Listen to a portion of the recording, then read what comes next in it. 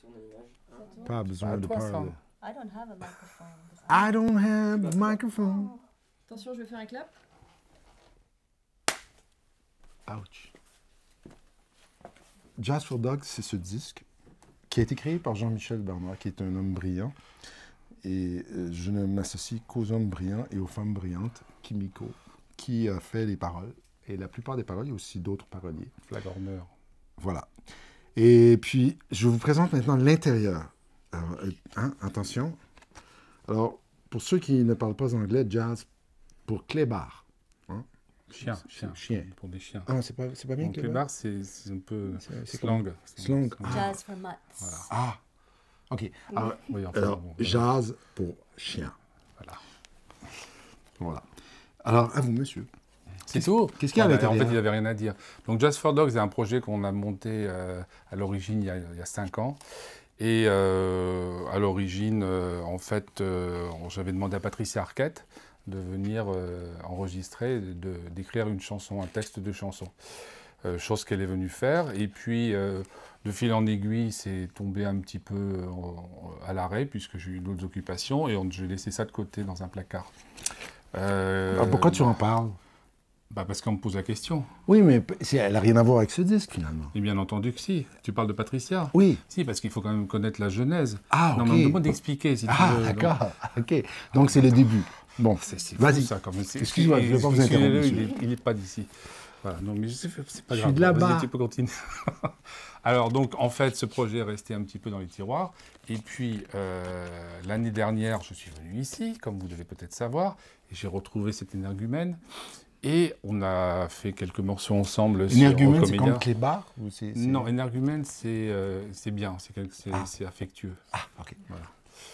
Et comme toutou. donc Kimiko me dit mais écoute, tu devrais faire quelque chose avec Charles. Donc bon, je réfléchis, et puis bon, un disque de jazz, encore un. C'était un petit peu réducteur, et j'aime pas les choses réductrices. Et j'ai pensé à Jazz for Dogs, sauf qu'il fallait complètement le réadapter, puisque à l'époque, c'était vraiment quand même au début de quelque chose de très simple. Et j'ai tout réécrit, j'ai réécrit des nouvelles chansons, et on a complètement repensé l'orchestration. Et j'ai rajouté quelques invités que vous devez peut-être connaître, c'est-à-dire une actrice un petit peu connue qui s'appelle Fanny Ardant, qui a écrit un texte, Laurent Corsia, Francis Lay. J'ai demandé à mes amis Bruno Coulet d'écrire une chanson. Francis Lay est venu jouer un petit air d'accordéon. Et ton fils? Et voilà, et mon fils a écrit une chanson Neville. a chanté également. Michel Gondry Qui a fait la joué- pochette. qui a fait la pochette et tout l'habillage pratiquement, ainsi qu'une jeune créatrice qui est à l'École nationale des arts décoratifs. Dont j'oublie le nom Charlotte encore. Terren. Voilà, Charlotte. Merci. Et voilà, tout ça a donné Jazz for Dogs. Et puis après, comme je travaille de plus en plus avec une maison de disques qui s'appelle Crystal Records, avec Eric Debec, son directeur, on a décidé de coproduire cet album, mais de manière extrêmement sérieuse, puisque là je rigole, mais en fait je suis quelqu'un de très sérieux. Ça Voilà. rigole plus. Non, ça ne rigole pas du tout. Voilà. Donc, du coup, on a décidé de faire ça. Et puis, lorsque on avait évoqué avec donc Gaël et Aline Gélène de la SACEM ma venue ici, elles se sont accrochées à mes basques pendant de longs mois. Et à force de persévérance, elles ont réussi à me faire céder pour venir animer la masterclass. Et heureusement, elles ont bien fait. Moi, je lui ai dit, fais-les pas, hein. Ne le fais pas. Parce que je l'ai fait. Ne le fais pas. Mais il m'écoute jamais. Mon Dieu. Bon, que fait la police? Moi, j'ai juste une question. J'ai une question pour vous, monsieur Bernard. Si vous étiez un chien, quelle race de chien seriez-vous? Quelle race? Je sais pas, j'aime bien les Saint-Bernard, bizarrement. Ah. Je sais pas pourquoi. Pourtant, Eh ben, je c'est sais pas énorme, pourquoi. ça fait des grosses crottes, mais Ouais. c'est un Mais petit, un c'est petit sauvage. tonneau. C'est Ça, bien. sauvage. C'est ça. C'est un chien Je qui a suis- beaucoup Et qui aime voilà, les humains. donc, tu me tends la perche, je suis là pour sauver les jeunes, essayer de les aider dans leur parcours de compositeur. Voilà, donc pour terminer l'histoire, donc suite à ça, on s'est dit, ça serait peut-être bien de faire un concert, et Aubagne serait vraiment l'idéal pour faire ça. Donc on fait la première mondiale, voilà, grâce au festival d'Aubagne ici. Et donc, il y a un rappeur qui s'appelle MC Paul Burman, qui est un New-Yorkais, qui est extrêmement talentueux, qui a fait beaucoup d'albums et qui a écrit pas mal de textes. En plus, il a écrit 3 textes, en plus de ceux qu'a écrit Kimiko. Pour l'album. Et c'est un garçon... le problème, c'est que je ne comprends pas la moitié de ce qu'il dit, puisqu'il est extrêmement brillant, donc il a un vocabulaire très riche.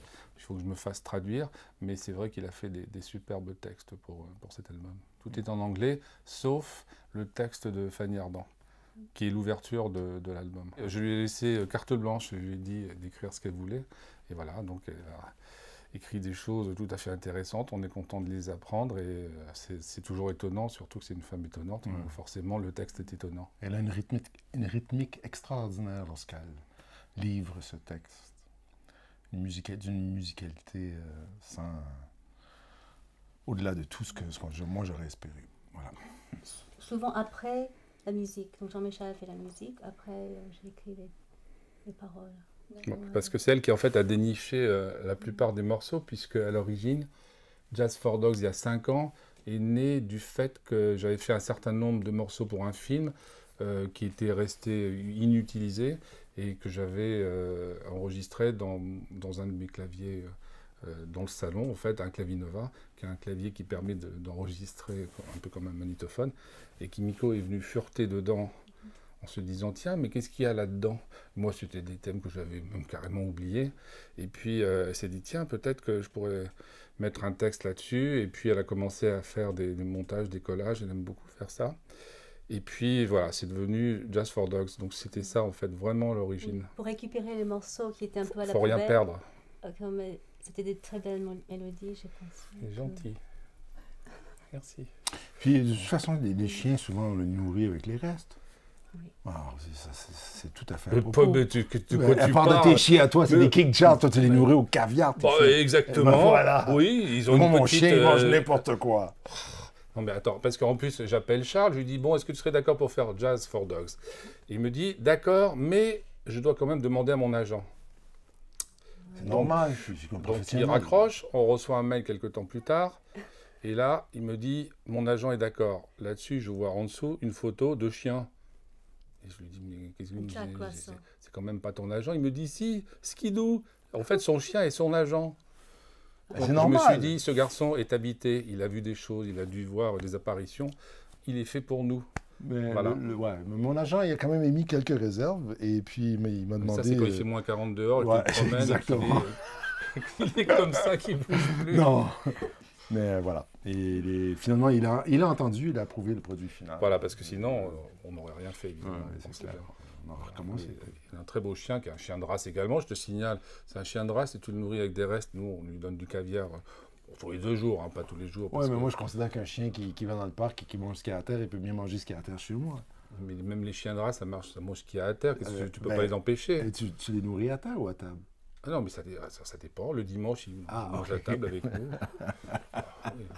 Seulement le dimanche, Normal. après la messe. Oui. Voilà. Oui. Et avant? Non, avant, ils font leurs affaires. Après la Les pénitence. sans couverts.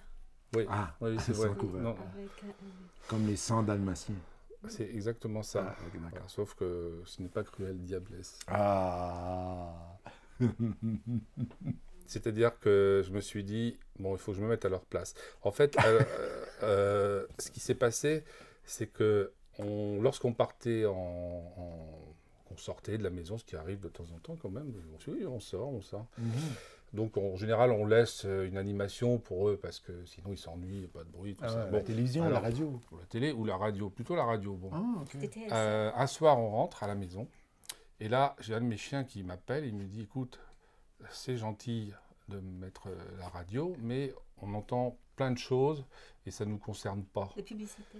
Oui, des publicités surtout, c'est ça le pire. Donc, est-ce que tu pourrais nous faire un projet qui soit pour nous et qui nous corresponde? Un programme spécifique. Oui, pour chien. exactement. Ah, Voilà, donc je me suis dit, il faut que je fasse ça. Voilà, donc à l'origine, en fait, c'était une demande d'un de mes chiens, donc Birdie en l'occurrence. Un nom de... En fait, parce que j'adore le golf, donc mes chiens ont des noms normalement très longs parce que c'est des chiens de race, mais j'ai décidé de les appeler un Birdie et l'autre Divo. Bon, Divo, c'est la motte de terre qu'on ramasse lorsqu'on râpe la balle. Donc c'est pas terrible, mais il fallait que ça commence par D. Ah, d'accord. Voilà. Oui. Et Birdie, ça vient pas d'un film aussi? C'est pas un peu cinématographique? Non, c'est qu'un Y. Ah, d'accord. Il y a des chansons où le chien parle, mais souvent on ne le sait pas avant la fin. Et parfois c'est un humain qui parle d'un chien. Ça dépend. En fait, ce qui est très intéressant avec l'écriture de Kimiko, c'est que effectivement, quand tu lis le texte, tu n'es pas vraiment sûr si on parle d'un chien ou d'une situation de chien ou d'un être humain. Mais lorsque tu le regardes comme il faut, mais c'est clair qu'elle parle d'un chien, mais ça pourrait s'appliquer à un être humain aussi. Mais par contre, elle peut dire des choses que peut-être qu'on ne pourrait pas dire d'un être humain, mais vu qu'on parle d'un chien, on peut le dire. Être abandonné ou quand on perd quelqu'un. Donc il y a un titre qui s'appelle, mais ça c'est celui de Paul Barman, Ouais. Losing a Puppy.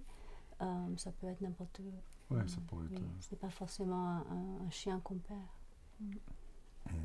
Oui, d'ailleurs, en fait, Losing a Puppy, c'est parce que on avait perdu un chien qui était très jeune, qui avait malheureusement une maladie, et Kimiko avait dit à Paul Barman, perdre un chien, c'est comme perdre un bras. Et en fait, donc, il avait trouvé ça très bien comme comparaison, et donc il avait créé tout le texte à partir Dans de l'heure qui suivait ça. mon mail, il m'a envoyé le texte.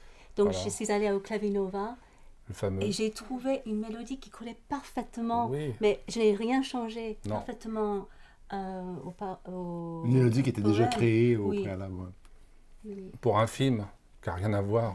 Vous voyez, donc, comme quoi. Ouais.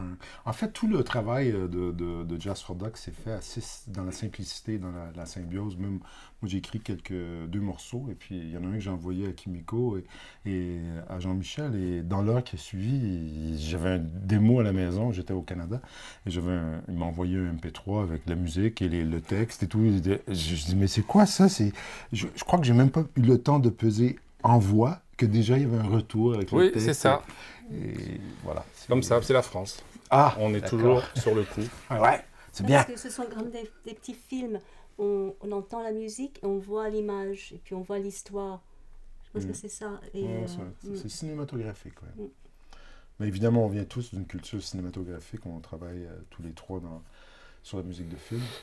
Et Kimiko a chanté sur beaucoup de musique de film de Jean-Michel. Et elle a une voix extraordinaire. Moi, en fait, je suis tombé complètement en amour avec la voix de Kimiko. C'est un régal de t'écouter chanter, Kimiko.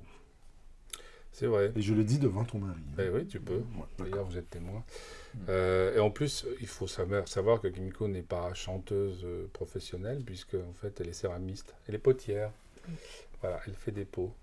Mais elle chante aussi. Et puis, bah, ça véhicule beaucoup d'émotions chez les gens qui l'écoutent. Donc, c'est pour ça que souvent, dans le cinéma, les réalisateurs sont assez touchés, puisque souvent, quand il y a des chansons à faire, bon, je demande à Kimiko de faire les maquettes.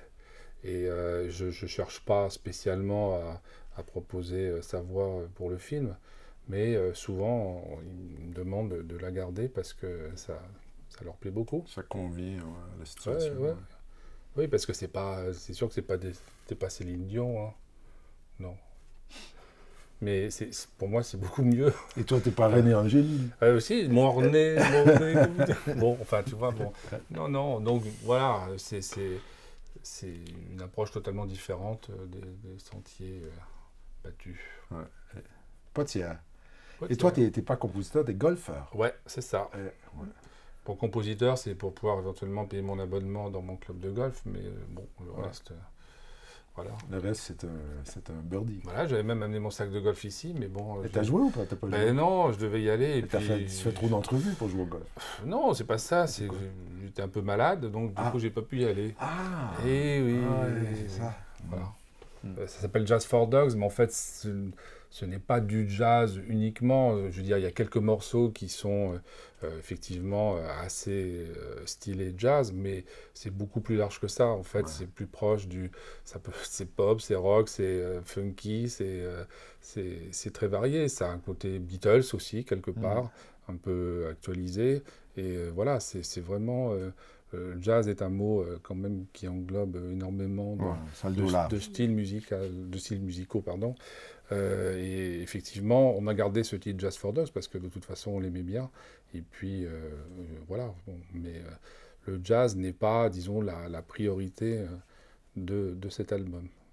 Il en fait partie. Et c'est cinématographique aussi dans le sens que... C'est moi. C'est toi? Oui, La plupart des... T'as dit un truc peut-être qui... Je crois que C'est c'est le directeur du festival, je pense, Jacques Sapiega, qui se plaint parce que t'as dit un truc qui... Ah ouais. Enfin, bon. Ouais. T'es sûr c'est toi ou c'est moi? Ah, ça doit être moi quelque part là-bas, mais c'est pas grave. Non, mais faites pas attention. Faites comme si on n'était pas là. Ok. Bon, vas-y. Que disais-je? C'est cinématographique parce que aussi, Jean-Michel a composé beaucoup de ces musiques-là pour des films. Et quand tu fais de la musique de film, tu proposes souvent et presque toujours plus de musique qu'il en faut. Et il y en a beaucoup qui ne sont pas utilisées ou bien que tu fais des maquettes et puis finalement, on décide d'aller dans un autre sens. Il y a toujours des restants. Et ça ne veut pas dire que c'est pas bon, c'est juste des restes. Comme oui. pour les chiens. Oui, comme pour les chiens. Alors, tu pousses à la roue, non, là, c'est pas ça. Ouais, non, tu mets la roue à la main à la roue. Ouais. La main à la roue, pardon. Et donc, c'est un peu ce que Jean-Michel disait par rapport à ce qui traînait dans son salon, et que Kimiko a trouvé dans le Clavinova. Dans le Clavinova. Ben oui, mais le Clavinova est dans le salon. Nova. Nouveau. Nova. Nouveau. Le vin nouveau. Nova. Ah, Dans Clavinova. le salon. Nova. Dans le salon. Alors, elle a trouvé ça, et puis, donc, c'est cinématographique dans l'intérêt de la création première, dans l'intérêt premier de la création, mais c'est aussi les intervenants, comme tu dis, il y a Francis Play qui joue sur l'album, qui est un grand compositeur de films, et les musiciens qui ont partagé la création de ce disque sont tous des musiciens chevronnés des studios et des musiques de films françaises, pour ne pas dire internationales. Oui. Je pense qu'on est... Oui, là, on est en bonne compagnie. Il y a le gratin de tout, je pense. On peut les nommer. Philippe Chaïeb à la basse, Claude Salieri à la batterie, Basile Leroux à la guitare, Marc Chantreau aux percussions. J'en oublie, vas-y, aide-moi. Il y en a plein. Jean-Philippe Audin au violoncelle, Laurent Corsia, violoniste international. Émérite. Je pense que c'est le meilleur violoniste français à ce jour actuellement. Et puis Éric Josserand, trompettiste pour le moins original, et personnalité très attachante. Et Jean-Michel Tavernier, mon ami de toujours, corniste. Attends, bouge pas. Il faut que je regarde parce qu'il y en a quand même beaucoup, effectivement. Oui, il y a eu beaucoup de participation. Voilà. Et on aussi mentionné le mixage de l'album qui a été fait par un homme extraordinaire. Qui s'appelle Bruno Mercer, est-ce que je prononce son nom bien? Bien. Et puis voilà. Et c'est quand même pas évident de mixer ce disque.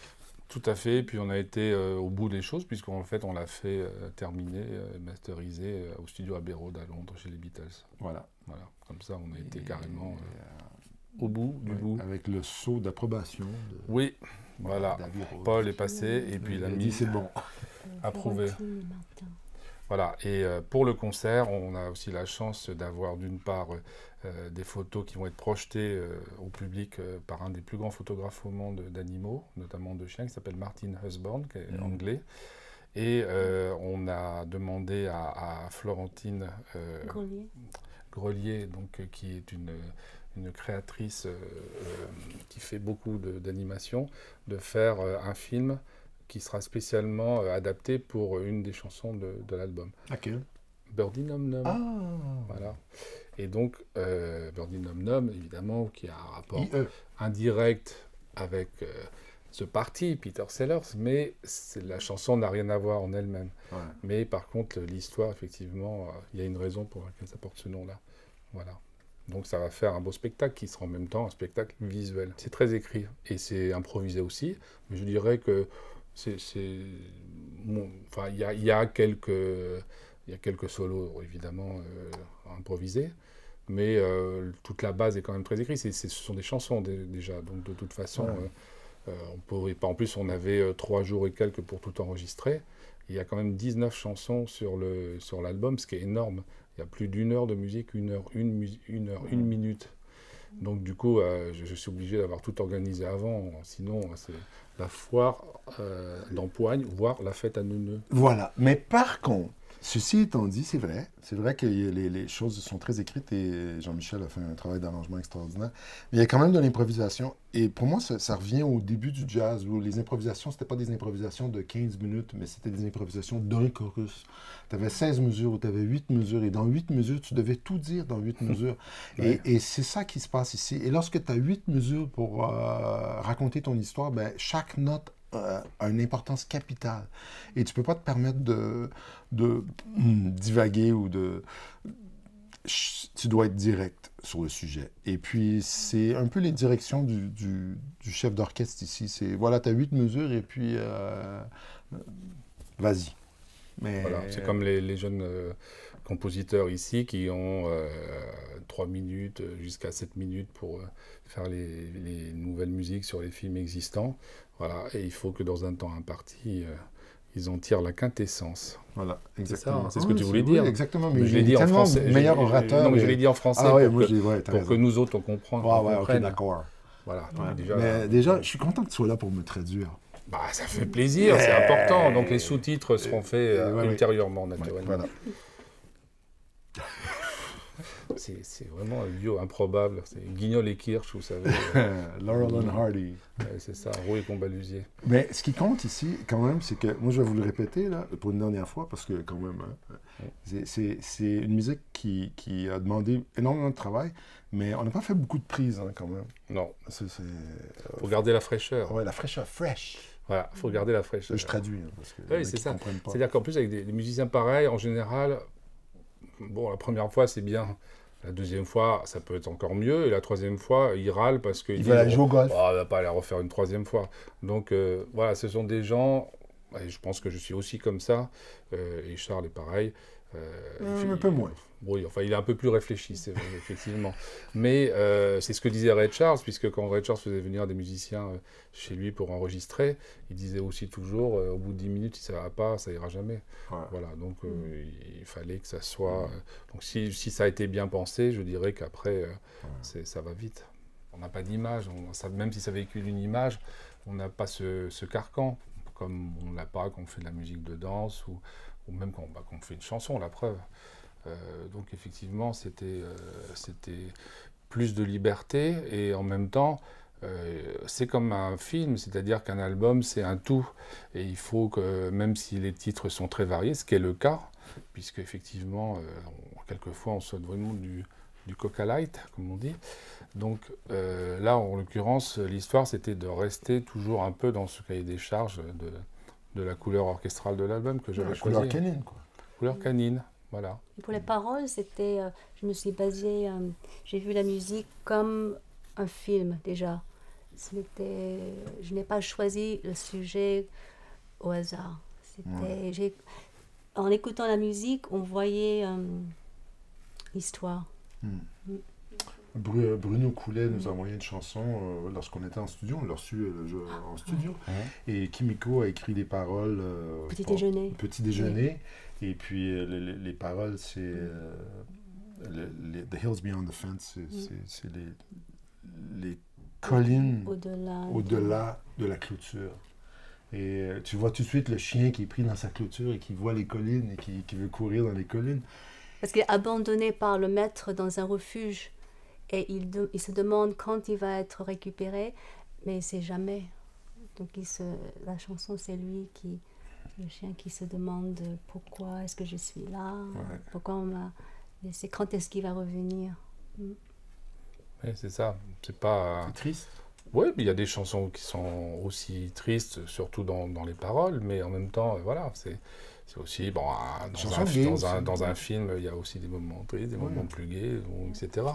Mais c'est pas de la grosse poilade, comme on dit tout le temps. Poilade? Oui, poilade. Et là, j'ai besoin d'une traduction. Tu connais pas? Non. Bon, c'est-à-dire quand tu ris, waf, tout le temps, tu vois, genre, tu te poiles. C'est un peu slang. Hein. Voilà. C'est pas de la poilade. Non, c'est pas de la grosse poilade. Ça voyage dans les... De la grosse poilade. Tu m'insultes là, la grosse non, poilade. c'est pas de grosse poilade. Non, je parle pas de toi. Non, pas du tout.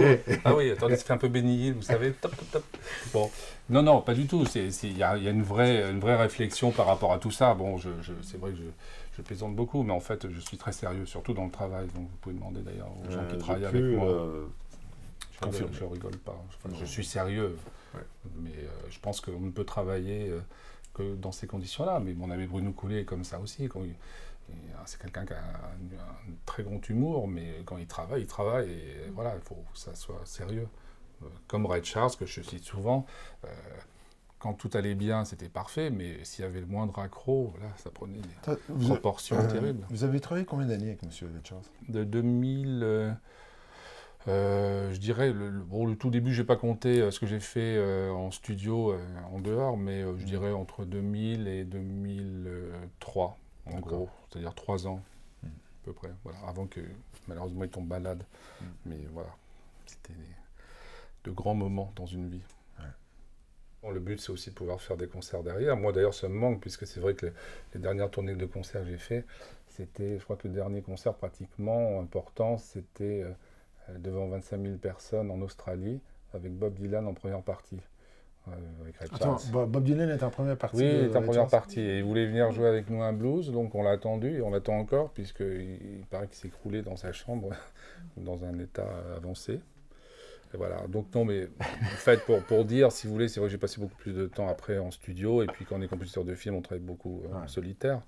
Et là, c'est l'occasion, effectivement, rêvée de pouvoir retrouver tous ces musiciens formidables qui, en plus, sont très contents, parce qu'il y a de moins en moins d'opportunités, souvent, de jouer ensemble. Et c'est les musiciens du disque, hein, c'est pas... Ah oui, c'est tous les musiciens qui sont sur le disque qui sont là, tout le monde a répondu à l'appel.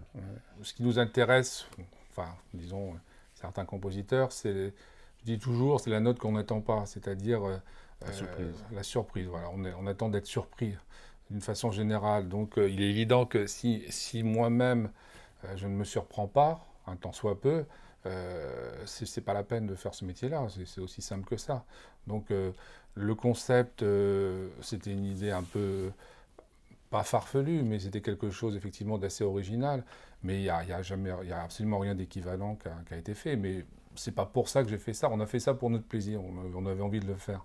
Donc après, j'espère qu'effectivement ça pourra fonctionner un minimum. Mais voilà, en tout cas, on est fiers d'avoir fait ça. Et puis, on s'est fait vraiment plaisir. Et c'est avant tout une histoire d'amitié. Et tous les gens qui jouent étaient extrêmement heureux de le faire. Et ça s'entend. C'est une musique où il y a quand même une joie de vivre évidente, et de nos jours, c'est toujours bienvenu.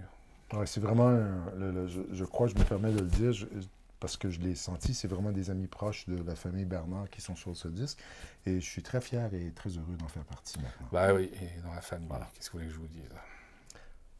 Sur ma tête. Par là. Je l'ai bien eu. Ouais. Oui, d'accord, Mo Better Blues.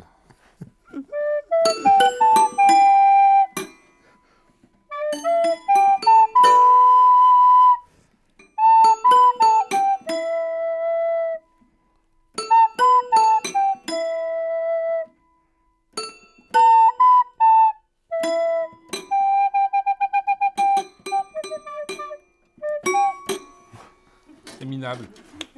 C'est minable.